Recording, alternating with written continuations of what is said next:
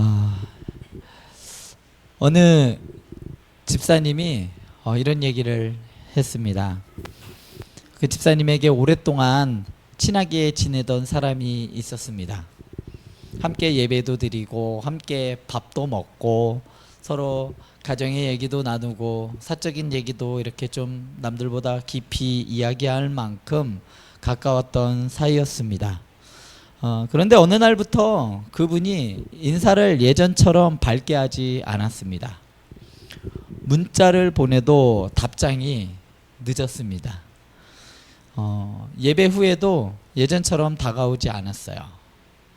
처음에는 바쁜가 보다, 무슨 일이 있으셨나 보다 라고 생각했어요. 그런데 그런 일이 몇 번 반복되자 마음에 좀 다른 생각이 들어오기 시작했어요. 혹시 내가 저분 서운하게 했나? 왜 나를 피하지?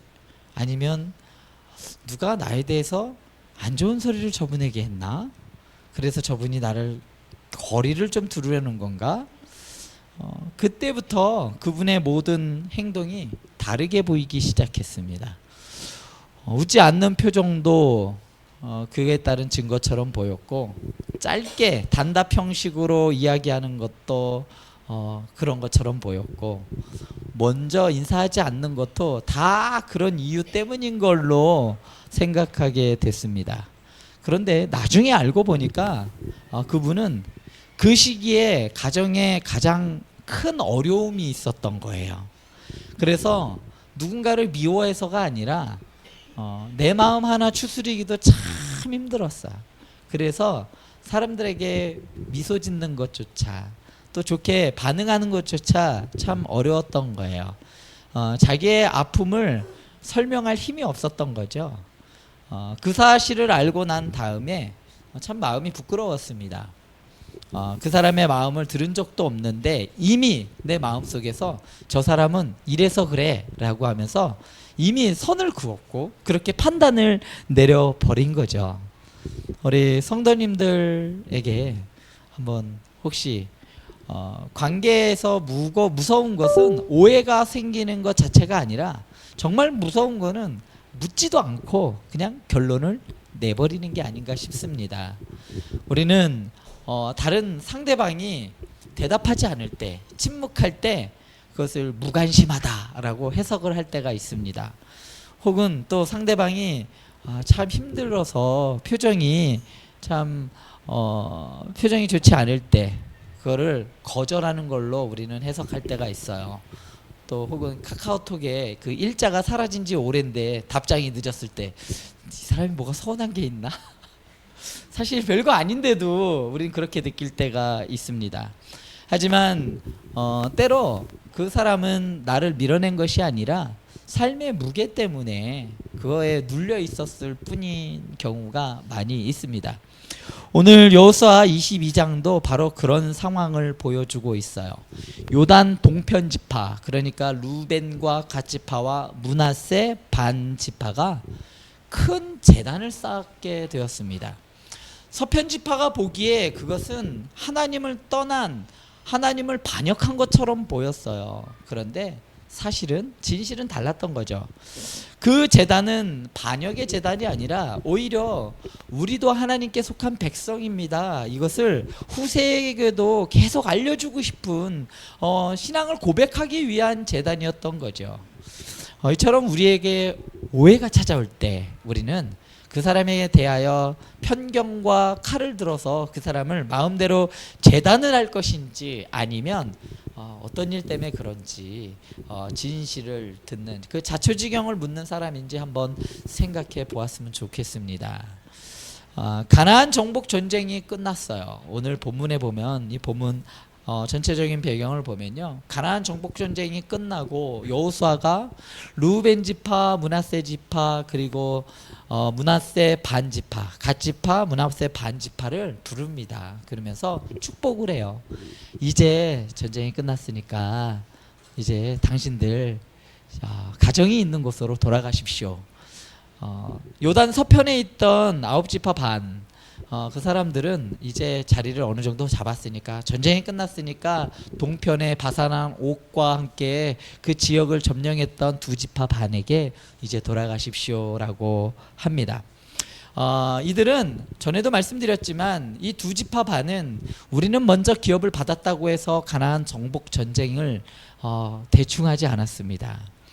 모세의 명령대로 요단 서편에 있는 지파들이 그들의 기업을 얻을 때까지 함께 싸웠고, 누구보다도 용맹하게 최전선에서 피를 흘리며 싸웠습니다.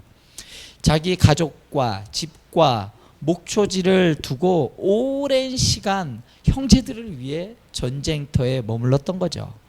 동편 지파는 처음 약속대로 그들의 형제들을, 나머지 지파들을 버리지 않았습니다. 그리고 오늘 말씀은 여러 날 동안 끝까지 순종하였어요.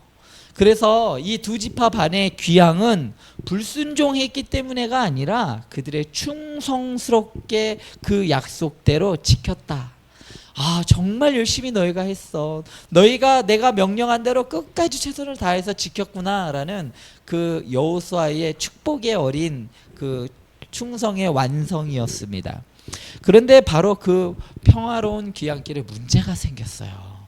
오늘 말씀 이 10절 말씀에 보면 르우벤 자손과 갓 자손과 므낫세 반 지파가 가나안 땅 요단 언덕가에 이르자 거기서 요단가에 제단을 쌓았는데 보기에 큰 제단이었더라. 그들이 요단 강가에 큰 제단을 쌓았어요. 동편이면 요단강을 건너기 전이에요.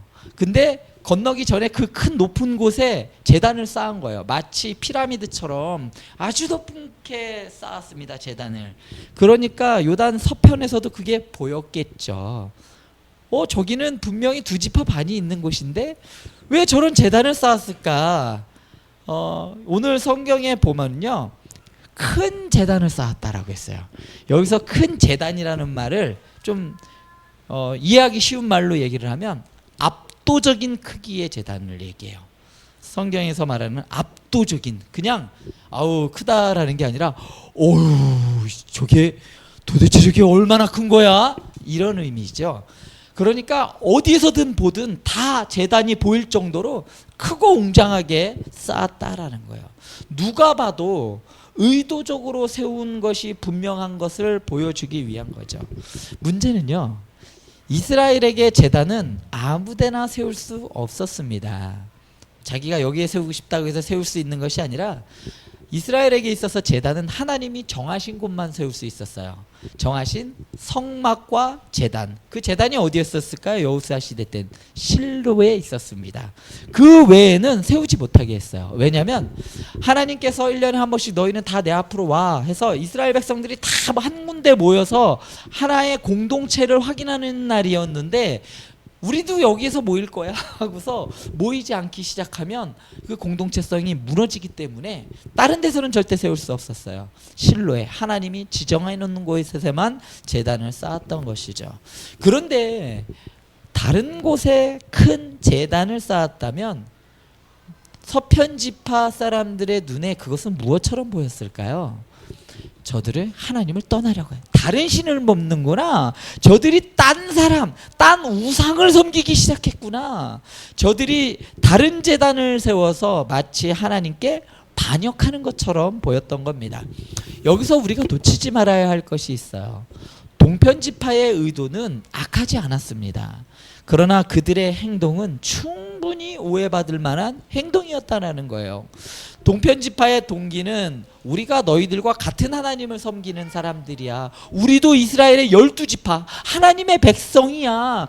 같은 하나님을 섬기는 거야 라는 의도로서 그거를 세웠지만 그 방식은 형제들에게 의심을 살 만한 것이었다는 거예요. 즉 동기는 바르지만 행위는 충분히 오해받을 만한 것이었다는 것이죠. 그래, 이게 인간관계가 어려운 거예요. 내 의도는 그렇지 않은데 받아들이는 사람이 다르게 해석할 수 있다는 거죠. 난 정말 선한 의도로, 난 정말 좋은 의도로 이야기를 했는데 상대방은 그게 아니에요. 내 의도가 선하다고 해서 상대가 반드시 선하게 받아들이는 것은 아니라는 이야기죠. 나는 도와주려고 한 말인데 상대는 왜 간섭하는 거야? 이렇게 볼 수도 있다는 거고요. 나는 조심스럽게 거리를 둔 것뿐인데 시간을 좀 필요한 것 같아 해서 조금 거리를 둔 것뿐인데 상대방은 나한테 너무 무관심해. 나는 바빠서 연락을 못하는 건데 상대는 난 버림받았네, 이렇게 생각할 수 있다는 겁니다. 혹시 우리 삶에도 이런 일이 있지 않습니까? 나는 그런 뜻이 아니었는데 오해받은 일이 있지 않습니까? 반대로 나는 상대의 뜻을 묻지 않고 왜 그렇게 했는지 묻지 않고 이미 내 마음속에서 결론을 내어버린 일이 혹시 있지 않습니까? 오해는 충성한 사람에게도 온다는 거예요. 그리고 헌신한 사람에게도 오해는 오게 되어 있어요. 오해는 건강하지 못한 공동체에도 오지만 건강한 공동체 안에도 이 오해는 충분히 언제든 찾아올 수 있습니다. 그러므로 건강한 공동체는 오해가 전혀 없는 공동체가 아닙니다. 건강한 공동체는 오해가 찾아왔을 때 그것을 믿음으로 다룰 줄 아는 공동체가 건강한 공동체입니다. 서편지파 사람들의 이제 반응을 보면 되겠죠. 서편지파 사람들은 이 소식을 듣고 어떻게 반응을 했나? 오늘 12절 말씀에 보면 이스라엘 자손이 이를 듣자 곧 이스라엘 자손의 온 회중이 실로에 모여서 그들과 싸우러 가려 하니라. 결론은 싸우러 가려 했다는 거예요. 어제까지 전장에서 함께 피를 흘렸던 사람들이에요. 같이 광야로 나왔고 출애굽해서 왔고 광야 생활도 같이 했고 가나안 정복 전쟁도 같이 했던, 어찌 보면 형제와도 같은 그러한 사람들과 이제 싸우려고 했다는 거예요. 같은 하나님의 약속을 붙잡고 함께 걸어왔던 사람들이에요. 그런데 그 형제와도 같은 그들에게 칼을 돌리려고 한 겁니다. 왜 그랬을까요? 왜 서편지파 사람들이 그랬을까요? 그들의 분노 뒤에는 신앙적인 이유가 있었습니다. 그들은 하나님께 대한 반역을 두려워했던 겁니다. 하나님 때문에 두려워했어요. 공동체 전체가 하나님의 진노 아래 놓일 것을 그들은 두려워했습니다. 왜냐하면 이스라엘 백성들에게는 두 가지 아주 큰 사건을 그들이 경험했기 때문이에요. 하나는 부올의 죄입니다. 얼마 전에 제가 수요 예배 시간에 이 부올의 사건을 한번 다룬 적이 있습니다. 민수기 25장에 보면요, 이스라엘 백성들 남자들이 모압 여인들과 음행을 하게 됩니다. 그리고 바알 부올을 섬기게 돼요. 그 결과 어떻게 되냐, 하나님의 진노가 임했습니다. 이 사건, 하나님을 떠나서 다른 신을 섬기게 됐을 때 그때 진노로 인해서 사람들이 엄청 죽어나갔습니다. 또 하나 사건은 아간의 사건입니다. 여호수아 7장에 보면 아간 한 사람의 그 죄, 한 사람이 하나님께 온전히 바쳐야 할 것을 숨겼는데 그 죄 때문에 이스라엘 전체가 아이성 전투에서 패하게 되었습니다. 이 사실을 이스라엘 백성들은 알고 있었어요. 누군가 하나님을 떠나서 배신하는 날에는 우리 다 죽는다. 이스라엘 사람들에게 누구의 죄는요, 공동체 전체의 책임으로 그들은 여겼다는 거예요. 개인의 죄는 개인의 죄로 끝나지 않는다는 것이죠. 한 사람의 반역이 공동체 전체를 무너뜨릴 수 있다. 마찬가지로 예배의 타락은 공동체의 생명을 위협하는 사건으로 그들은 기억을 했던 겁니다. 본문에서 반복되는 단어가 있어요. 신실하지 못함, 신뢰를 깨뜨렸다, 언약적인 배반, 이것을 나타내는 단어가 계속해서 반복되고 있어요. 여호수아 7장의 아간 사건과 그리고 여호수아 22장의 이 제단의 사건은 서로 연결이 되어 있습니다. 서편지파 사람들은 동편지파의 행동이 아간의 죄처럼 여겨졌던 겁니다. 공동체 전체를 빠뜨릴 수 있다라고 그들은 두려워했어요. 그래서 그들의 열심은 완전히 틀린 것은 아니에요.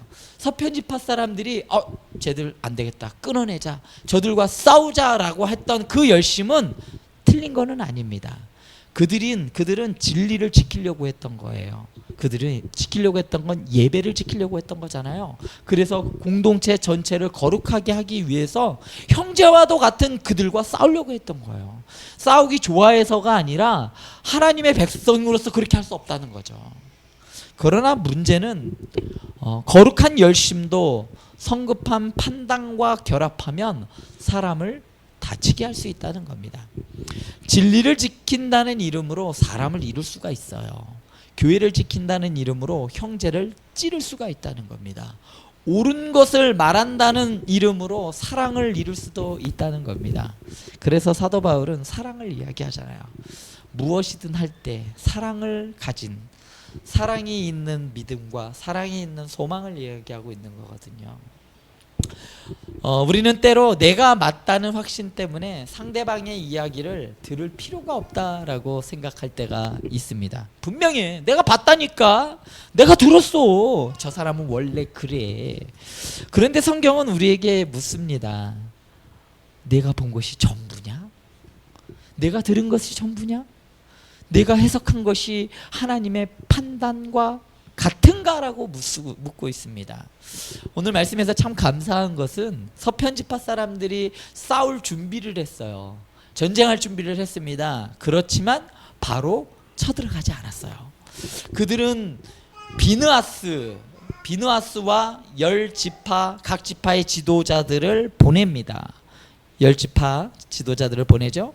말하자면 먼저 칼로 해결하기 이전에 대화의 자리를 마련한 겁니다. 서편지파 사람들이 전쟁 직전까지 갔지만 사사기 20장에 보면 이스라엘 지파의 가장 처참한 피비린내 나는 전쟁이 있습니다. 한 지파, 베냐민 지파가 씨가 마르게 되는 아주 처참한 동족 상잔의 비극이 사사기 20장에 나타나는데 그 직전까지 갔어요. 그렇지만 먼저 비느하스와 대표단을 먼저 보내요. 그래서 확인하는 절차를 거쳤다는 점이 아주 중요합니다. 오해가 찾아왔을 때 믿음의 사람은 내 생각과 판단을 그 자리에서 일단 멈추고 그것을 확인하는 자리로 들어간다는 것이죠. 성도 여러분, 마음속으로 한 사람을 떠올려 보시기 바랍니다. 내가 이미 판단한 사람이 있는지, 그 사람의 마음을 내가 직접 들은 적이 있는지 한번 생각해 보시기 바랍니다. 비느하스와 지도자들이 동편지파 사람들한테 쫙 갔어요. 그들의 말은 상당히 강합니다. 여호수아 22장 16절에 보면요, 여호와의 온 회중이 말하기를 너희가 어찌하여 여호와 이스라엘 하나님께 범죄하여 오늘 여호와를 따르는 데서 돌아서서 너희를 위하여 제단을 쌓아 너희가 오늘 여호와께 거역하고자 하느냐. 그들의 아주 중요한 단어 세 가지가 있어. 너희가 범죄하였어. 그리고 하나님께 돌아섰어. 그래서 하나님께 거역했어. 그러니까 서편지파 사람들이 내린 결론은 너희는 범죄했어, 돌아섰어, 거역했어, 이렇게 말하는 거죠.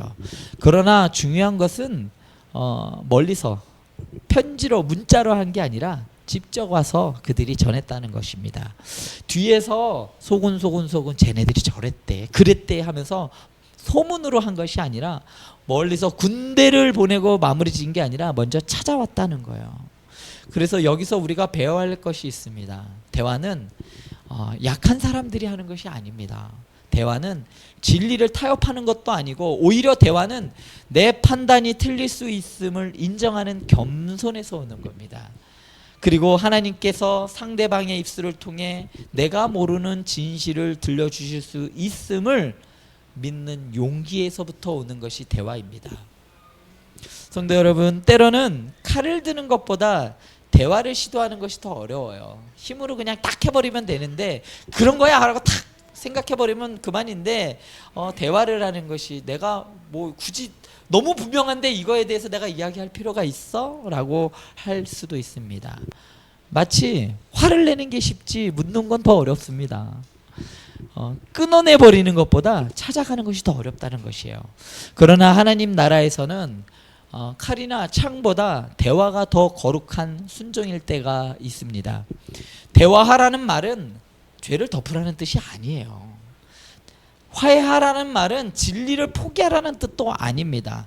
서편 지파 사람들은 진리를 지키려고 했던 거예요. 동편 지파 사람들은 자신의 결백을 말하면서도 하나님 앞에서 맹세합니다. 오늘 22절 말씀 보면 전능하신 자 여호와, 전능하신 자 하나님 여호와, 전능하신 자 하나님 여호와께서 아시나니라고 얘기해요. 그들은 누구를 증인으로 세우냐? 하나님을 증인으로 세워요. 하나님이 아십니다. 그리고 이스라엘도 알게 될 것입니다. 우리가 억울할 때 우리는 보통 두 가지 중 하나를 선택합니다. 하나는 폭발해버려요. 너무 억울할 때. 저희 아들이 자주 폭발을 하는데 조금만 억울해요. 왜 아니라니까 답답해서 막 이럽니다. 어떻게 나를 그렇게 볼 수 있어? 라고 화를 냅니다. 또 하나는 닫아버려요. 말해봐야 소용없어 하고 마음을 닫아버립니다. 그런데 동편 지파 사람들은 다른 길을 선택해요. 그들은 하나님 앞에서 자기의 마음을 밝혀요. 그리고 형제들에게 설명합니다. 억울하다라는 것은 이야기하지 않으면, 침묵하고 있으면 이게 쌓이고 쌓이다 보면 분노가 돼요. 그래서 오해는 설명되지 않으면 이게 상처로 남게 됩니다. 그래서 또 이 상처를 오래 그냥 두면 관계가 점점 소원해지기 시작합니다. 그러므로 믿음의 사람들은 말해야 할 때 말해야 하는 겁니다. 정죄하기 위해서가 아니라 살리기 위해서 해야 됩니다. 이기기 위해서, 네 말은 틀렸어, 내 말이 맞아 하고 이기기 위해서가 아니라 그 사람과 화해하기 위해서 말해야 돼요. 이제 동편 지파가 왜 제단을 쌓았는지 그들의 말대로 설명을 해요. 그리고 이제 밝혀집니다. 그들의 말은 이렇습니다. 우리가 이 제단을 쌓은 것은 다른 제사를 드리려고 한 것이 아니에요. 우리는 미래가 두려웠습니다. 훗날 우리의 자녀들이 너희는 여호와와 상관이 없잖아 라고 말할까봐 두려웠습니다. 그래서 우리가 이 제단을 쌓았어요. 이것은 여기에 제사를 드리기 위한 것이 아니라 우리가 하나님께, 여호와께 속한 백성이다라는 그 증거로서 이것을 세웠습니다 라고 합니다. 동편 지파가 두려워했던 게 뭘까요? 그들은 전쟁이 두려웠던 게 아닙니다. 그들이 가난이 두려웠던 것도 아니고 그들이 두려워했던 것은 하나님의 백성에서 배제되는 것이 두려웠어요. 우리가 하나님의 백성이 아닌 것이 두려웠습니다. 우리의 자녀들이 하나님의 백성으로 살아가지 않고 이방신들을 섬기는 것이 그들이 두려웠던 거예요. 너희는 우리와 상관이 없어. 너희는 여호와와 상관없어. 하나님의 백성이 아니잖아. 너희 강 건너에 있는 그냥 그런 사람들이잖아. 그 말을 자신들의 자녀들이 들을까 봐 두려웠던 겁니다. 사람은 밥만 먹고 사는 존재가 아니에요. 사람은 사회적 동물입니다. 소속감이 필요해요. 중고등학생 아이들이 왜 자살을 하는지 아세요? 무리에서 따돌림을 당했을 때 자살합니다. 그들에게 있어서 그 무리는 전부예요. 가족보다 더 중요한 게 그 또래예요. 그 또래에서 따돌림 당하고 그 또래에서 구타당하고 이럴 때 아이들은 죽을 결심을 하게 됩니다. 대부분의 그 또래에서 스스로 목숨을 끊는 아이들이 그런 현상이 있습니다. 그래서 사람은 사회적 동물이에요. 그게 뭐 별거라고 우리는 생각할 수 있지만 아이들에겐 전부입니다. 그런 현상이 우리들에게도 있어요. 사실은 우리는 이 공동체에 속해 있다라는 것이 그만큼 우리의 정체성에 있어서 아주 중요합니다. 그래서 그들이 동편 지파 사람들이 세웠던 그 제단은 증거이자 증인입니다. 여호수아 24장에서 보면 언약을 갱신합니다.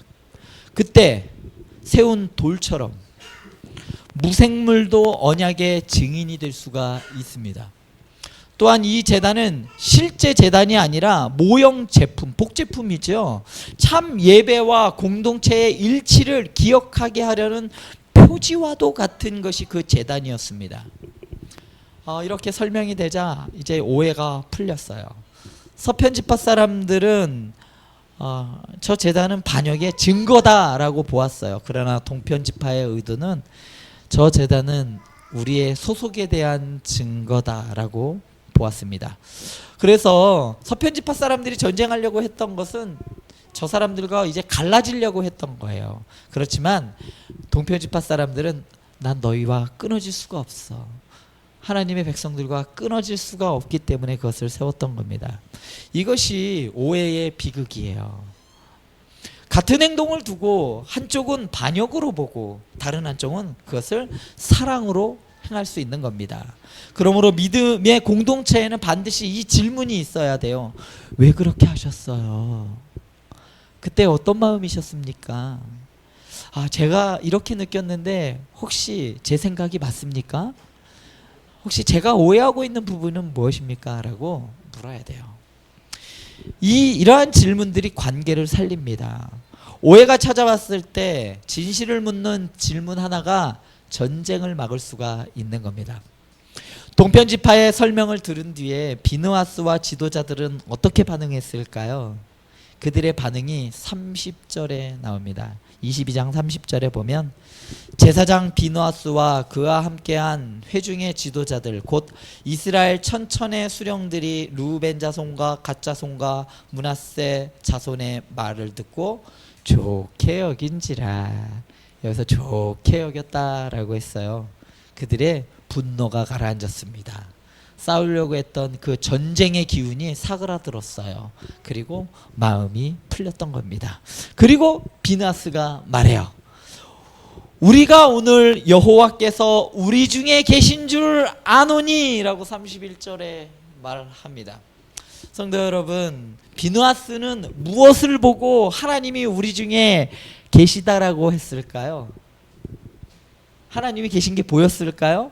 비느하스는 무엇을 본 걸까요?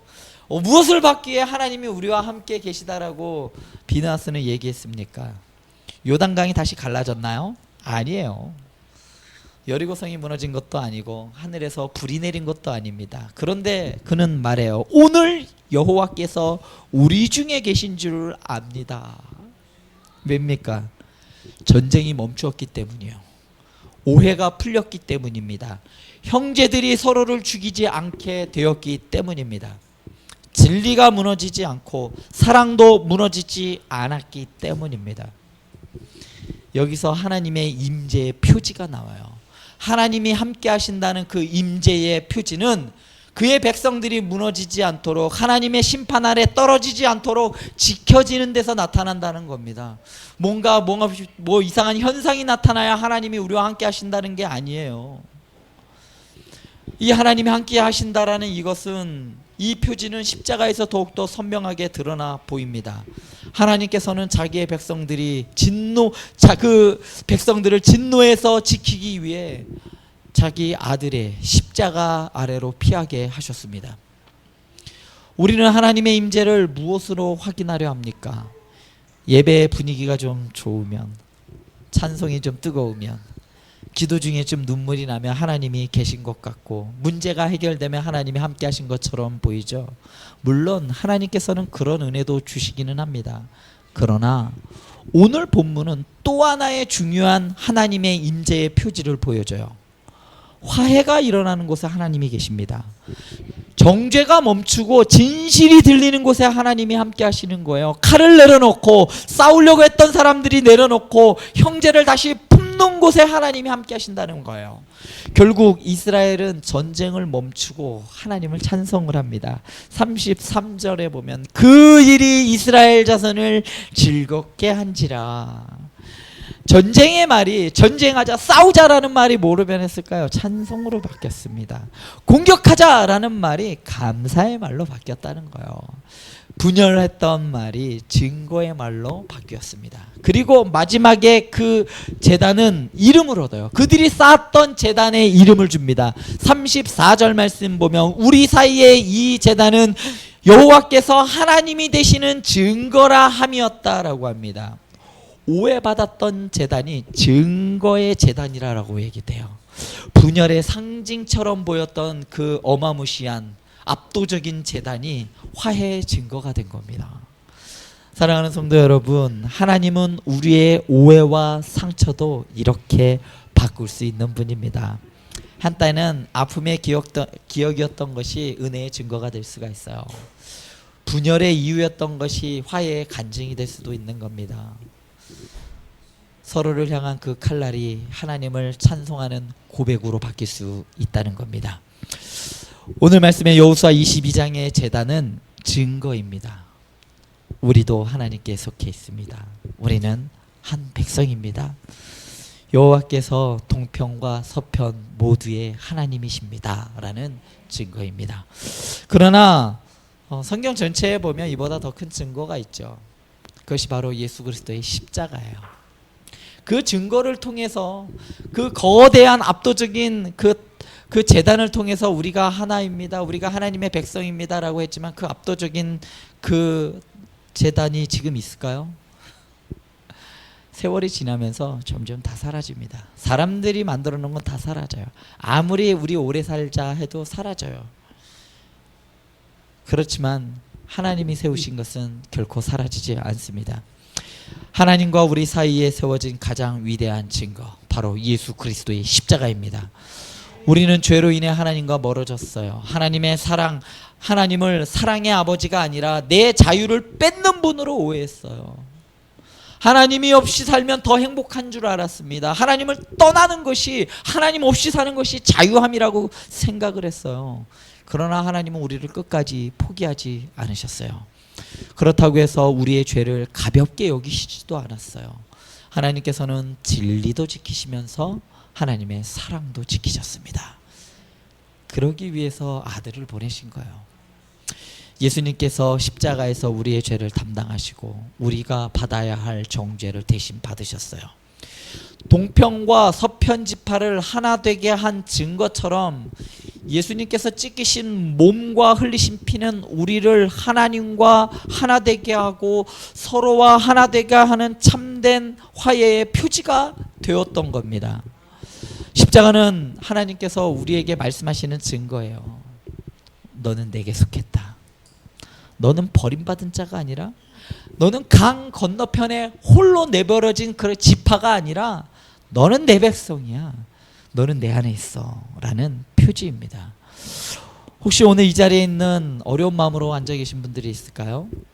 이 우리 아름다운 공동체라는 이 안에서 나는 맨날 주변인이야, 나는 맨날 걷더라, 늘 혼자야 라고 하시는 분이 계시다면 십자가를 바라보시기 바랍니다. 십자가는 말합니다. 너는 여호와께 속한 자야. 너는 그리스도의 피로 사신 하나님의 자녀란다. 예수님께서 피로 찢기셨기에 우리도 하나가 될 수 있었습니다. 예수님이 버림받으셨기 때문에 우리는 하나님께 받아들여질 수가 있었어요. 화해는 단순히 성격 좋은 사람들이 하는 게 아니라는 걸 오늘 배웠습니다. 늘 유순한 사람들이 화해를 하는 것이 아니라 화해는 십자가를 믿는 사람들이 하는 거예요.